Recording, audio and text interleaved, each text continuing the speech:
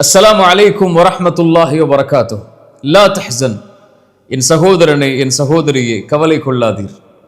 இந்த உலகத்திலே வாழக்கூடிய பலருக்கு கவலை என்ற நோய் இருளாக மாறி அவர்களுடைய வாழ்வு முழுவதையும் சூழ்ந்திருக்கிறது.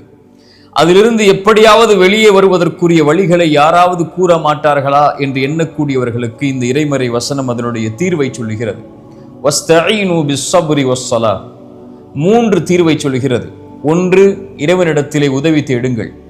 எதை கொண்டு?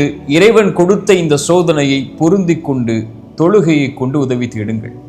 இதில் 2ஐ பற்றி நாம் இன்று பார்க்க இருக்கிறோம். ஒன்று தொழுகை, இன்னொன்று துஆ, அவனிடத்திலே உதவி தேடுதல். இந்த 2 தான் நம்முடைய வாழ்வில் இருக்கக்கூடிய எல்லா கவலைகளுக்கும் மருந்து.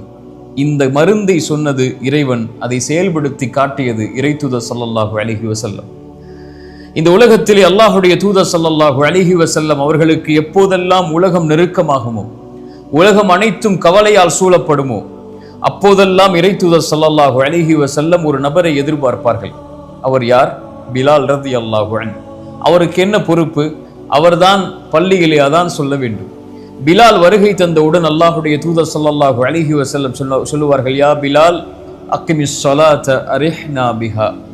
பிலாலே, தொழுகையை நிலைநாட்டுவீராக, தொழுகையை நிலைநாட்டுவதற்குரிய அழைப்பை கொடுப்பீராக.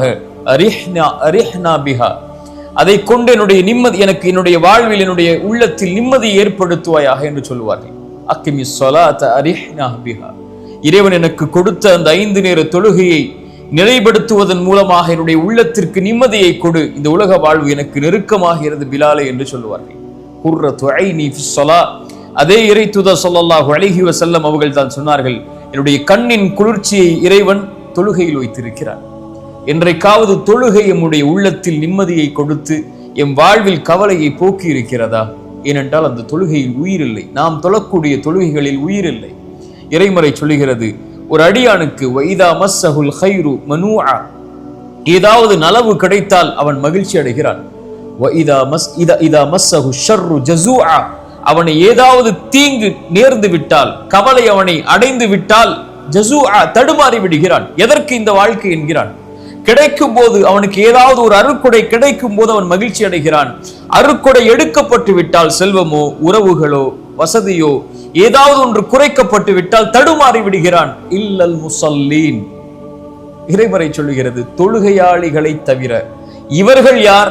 இவர்கள் எப்போதும் நிலையாக இருப்பார்கள். இறைவன் கொடுத்தாலும் அல்ஹம்துலில்லாஹ், இறைவன் அதை எடுத்துக் கொண்டாலும் அல்ஹம்துலில்லாஹ் என்ற நிலைப்பாட்டில் வாழ்வார்கள் என்று தொழுகையாளிகளை பற்றி இறைமறை சொல்லுகிறது.